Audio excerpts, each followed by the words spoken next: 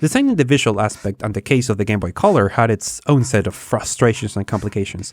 This responsibility fell into the hands of hardware designer Kenichi Tsukino, who had worked as a designer manager of pretty much every Game Boy and the Virtual Boy, which is quite a resume.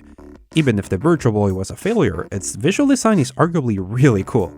Anyway, originally Tsukino wanted to take the Game Boy Color as an opportunity to redesign the basic idea to something cooler and more ergonomic.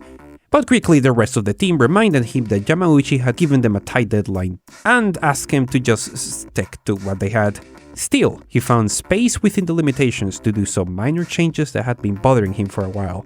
For example, the Game Boy Pocket and Lite had this space on the battery lid that was meant for a label with Nintendo support number that either fell out over time or just was entirely missing in Japan, and Tsukino had seen people complaining online that the space was useless. So he added a cool Game Boy logo to the plastic injection, showing that decades go by, but unnecessary internet comment nitpicks are eternal.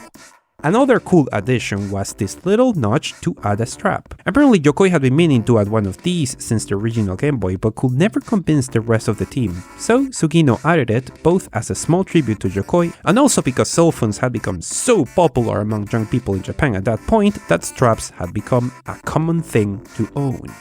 Finally, there was the matter of the color of the Game Boy Color. The team was divided between red and blue, colors that, at least in Japan, are seen as feminine or masculine, but previous devices had sold incredibly well to all genders, and a more gender-neutral option was needed. So they combined both and came with clear purple, which became the launch color.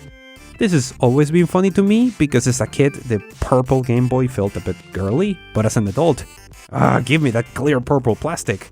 Bring back clear plastic electronics, please!